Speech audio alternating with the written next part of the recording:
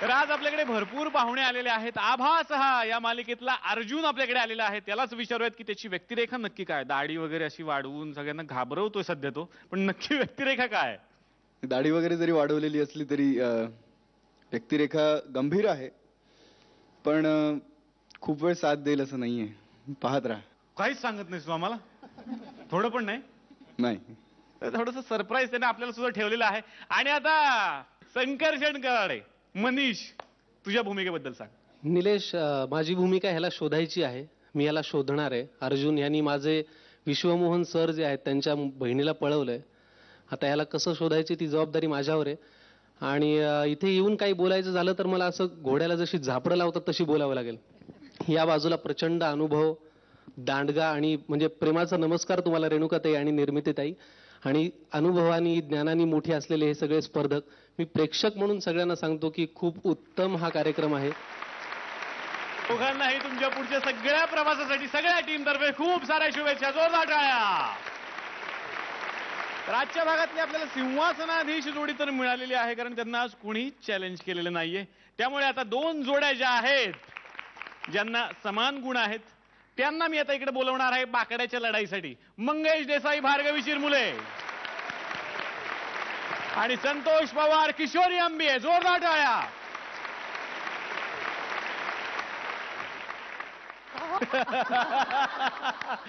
खूप जल्लोषात ते आलेले आहेत आणि आता त्यांना प्रयत्न करायचा आहे बाकड्यावर न बसण्याचा. तुमच्यापैकी कोण परफॉर्म करणार ठरलेलं आहे तुमचं? संतोषजी बसू शकता. आणि तुमच्यापैकी कोण परफॉर्म करणार ठरलेलं आहे, त्यामुळे तुम्ही बसू शकता.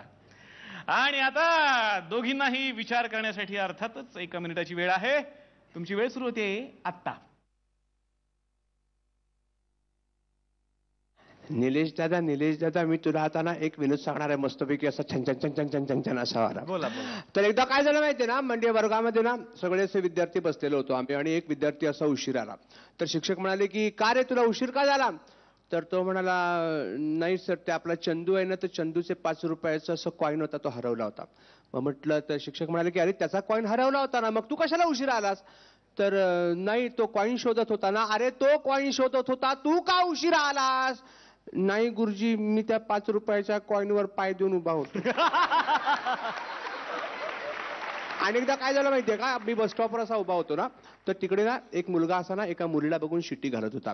आणि त्या मुलीनं असा स्कार्फ वगैरे, असं पुण्यातल्या मुली नाही का अशा बांधतात स्कार्फ वगैरे, अशा तशी बांधून एक मुलगी अशी उभी होती बसची वाट बघत अशी. तर तो मुलगा असा तिला बघून अशी शिट्टी घालत होता. तर ती मुलगीने पटकन असा स्कार्फ खाली केला आणि म्हणली, दादा मी आहे.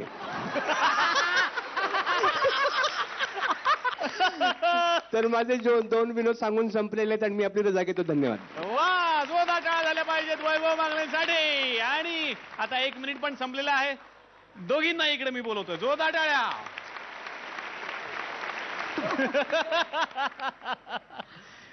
चला मग पहिला मान तुमचा. मी माझ्याबरोबर घडलेला एक किस्सा सांगते. एका शूटिंगला गेले होते मी. एड्सची डॉक्युमेंटरी होती आणि एक सीन असा होता की डॉक्टर समोर बसले आहेत. ते बुजुर्ग आर्टिस्ट होते, मोठे आर्टिस्ट होते. तर ते समोर बसले आहेत, पण फंबल काय कोणाकडनंही होऊ शकतं. तर त्यांचा डायलॉग असा होता की मी त्यांना विचारते, ये मुझे क्यों असं. आणि तितक्यात ते मुलाला थोपटते वगैरे. तर डॉक्टर म्हणतात, बेटा ये जो HIV के जीवाणू है असं. आणि त्यांचं भलं मोठं ते HIV जीवाणूवर लेक्चर होतं. 17 रिटेक झाले होते डॉक्टर साहेबांचे. तोपर्यंत माझं ते बाळ होतं ते इथून इथे लागत होतं माझ्या. आणि मी खरं रडायला लागले होते. तोपर्यंत माझं ग्लिसरीन वगैरे सगळं गेलं. मी जाऊ दे, ग्लिसरीन नको, चाल, मी खरी रडते. डॉक्टर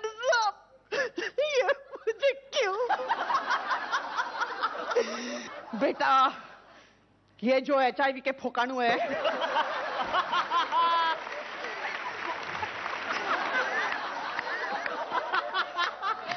हे झाल्यानंतर मूल रडायचं, आणखीन रडायला लागलं, पकड पकड पकड. आणि पाठी बघितलं तर कोणी नव्हतं.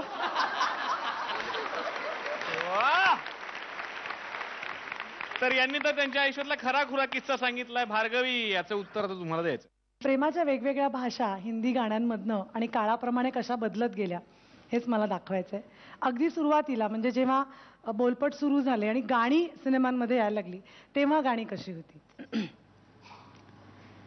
मैं बन की चिड़िया बन में बन बन डोलू रे, मैं बन का पंछी बन में बन बन डोलू रे. थोडा काळ अजून पुढे गेला, थोडा हिरो बोल्ड झाला, थोडी हिरोईन बोल्ड झाली. हा छोड़ दो आंचल जमाना क्या कहेगा, आहा हा इन धोखा जमाना भी है दीवाना, दीवाना क्या कहेगा, आहा छोड़ दो आंचल जमाना क्या कहेगा. काळ अजून थोडा पुढे गेला, तो पुढे गेल्यानंतर तर गाण्यांमध्ये शिव्या घाणेरडे शब्दच यायला लागले.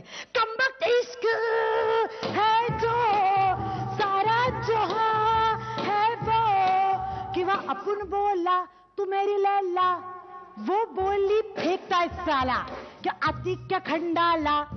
थोडक्यात काय, गाणी बदलत गेली पण प्रेमाची भावना पूर्ण आपल्या गाण्यांमध्ये व्यक्त होत राहिली. Thank you so much. दोघींनी एकमेकांना सडेतोड उत्तर दिलेलं आहे. पण आता प्रश्न पडलाय परीक्षकांच्या समोर की कोण बसणार बाकड्यावरती. सगळा निर्णय तिकडे आहे आता. हे मेरे साथ क्यों?